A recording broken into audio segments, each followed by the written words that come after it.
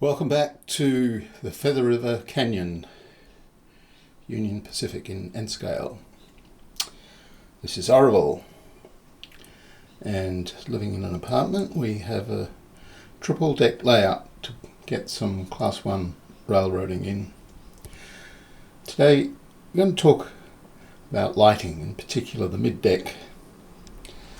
So here's our staging level. And so we've just got some simple LED buttons down here off a single switch. We mostly keep that off. There's Orville on the mid deck.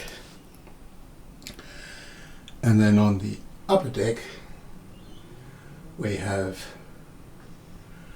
Keddy. Now Keddy's lighting is delivered from the ceiling, and just to keep it neat and tidy with the room, we've got a couple of track lights with 10 LED lights. So they're 5,000 degree in terms of the light colour, light temperature, and that's the target that we'll be looking at. We also have a window in the corner and another window behind me. So it's morning now in Sydney, blue sky, beautiful autumn weather we have. The question is, how do we light the mid-deck? So about 3 years ago, maybe 2.5 years ago, this layout's about 3 years old, 3.5, I put in some, what I thought were the best available at the time, some strip lights, LED strip lights. And you can see those guys. I put two together, a warm and a cool. But really, the lighting is not great. It seems to be going more yellow. So what can we do about that? Is there a better way to do it? These are the original lights, 2 strips. And I've kept those in the same approximate position and run them around inside the fascia.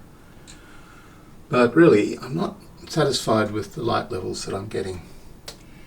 It's morning here, so there's probably some light coming in from outside. But there is a shadow from the ceiling lights that we get from the upper deck. And it just kind of, you can see it on the grain, or the cement silos there. And it probably suggests that we need more lighting on this lower level. And certainly the colour's yellow. It doesn't always come across through the camera, but it's not really satisfied with it. This is the kit of the original installation, 3 meters long, 180 LEDs, so 60 LEDs per meter.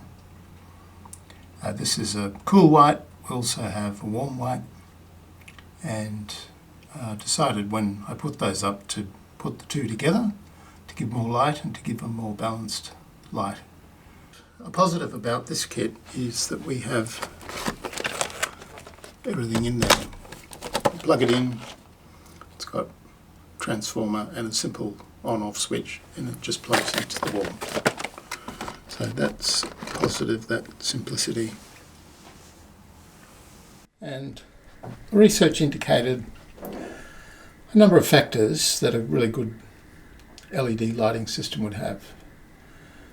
These LEDs have 60 LEDs per meter, and the research and in the model railway space indicated that you should have 260 thereabouts LEDs per meter to get away from the dot effect. Now, I haven't noticed strong dot effects, but I do know that the light levels are not super high. Packaging on this current lighting doesn't indicate what sort of power it has, and the research indicated that we should be trying to get 15 watts per meter. And so if you've got a 24 volt system, that means you've got less amps. If you've got a 12 volt system, that means more amps. And so it was the best system is to go for 24 volts. Now those strips at 15 watts per meter can put out quite a bit of heat, and so it's recommended that they be mounted on aluminium strip. Now that's fine if you're doing a piece of cabinet work and you've got straight lines, but here in model railroading we've got curved, the sort of bulbous shapes we have in our layouts, curved fascias, and so it gets more difficult to have some sort of an aluminium strip as a heat sink. So I looked into the options, and it took me to specialist lighting suppliers, got some prices, and we look at some pretty big costs. For 5 metres, the light strip was going to be about $60 a metre. It's almost $300, and I might need 3 of those to do the layout, to do this midsection. Also, at that level of power, we needed to have a controller and a transformer, and each of those are potentially $150, something like that here in Australia. And that was also probably going to need 2 installations to make that work because of the U-shape of the layout, one on each side. So it was starting to look like $1,000, and there was equipment that had to be concealed, transformers and such like. One of the important factors is that the latest generation of LED strip lights use chip on board, or COB type strip, and with those LEDs you actually have over 512 LEDs per metre, and it effectively looks like a continuous strip. And that's one reason why that lighting strip was getting expensive, because it's that type of strip. So that's the specification we were after: 24 volts, COB, and I really wanted to try and get it in a kit which had a plug.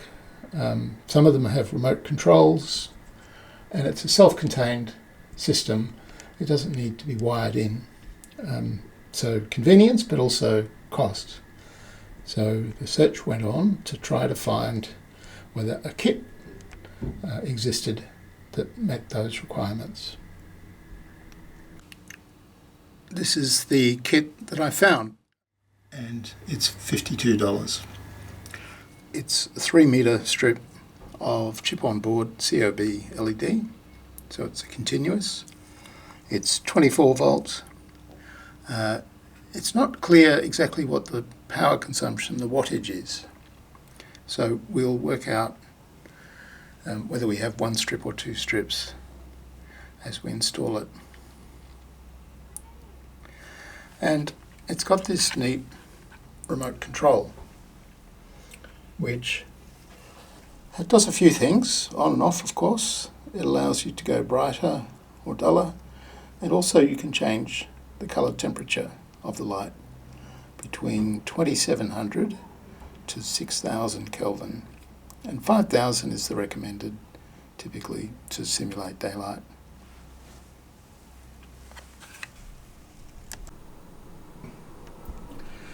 This shows the COB, the new COB lights switched on. So I haven't really got them in the final position. I've just strung them up to make sure I'm happy with the light they're giving. But 2 strips of that are giving a lot more light. You can see it's pretty much a continuous strip, and with more light, and also one of the lines is more towards the back of the layout to try and give a bit of more lighting to that lower section.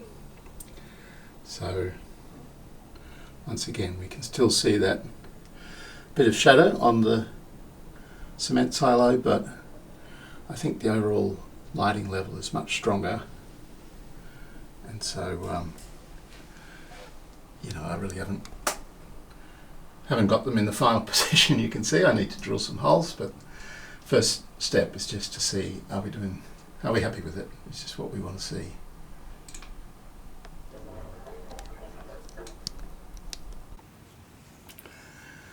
That's 5000 Kelvin. The controller will also step down to 2700, which is really very yellow. And let's step up through 3200, 4000. That's starting to look a bit more like daylight. And at 5000, that's generally recommended to simulate daylight. This particular controller also steps up to 5500 and even to 6000. So jumping back down to 5000, that's the general recommendation. The new backdrops have got quite a bluish tinge, and we have some windows. You can see there's a window just above the cement plant there. So depending on light coming in the two windows in the room, that can change the way the colours are reading. But 5000 seems to be pretty good, and the increased light level is really great as well.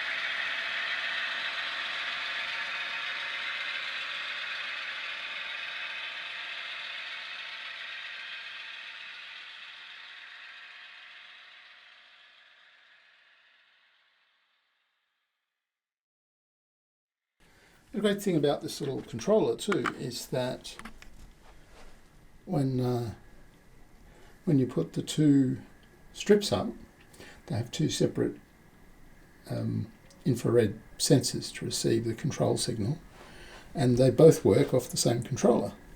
So I'm hoping that will work for the other strips I've got. I've got a total of 5 to try and do this layout, this mid-level of the layout. And what I'm hoping is that this single controller will do all of them, so that when we leave the room, we say, "Okay, trains, we will see you tomorrow," and we press off. And when we come back in, we press on, and the whole level can come on with remote control. That's what we're hoping for. So at the moment, that's looking pretty good, and we're going to roll that out across the whole of the mid-level. I'll see if I can search online and find an equivalent kit that might be available in the US. So if any railroaders, model railroaders there, like to have a look, I'll see if I can put that on the screen or in the description of the video. So, thanks for watching. Talk again soon.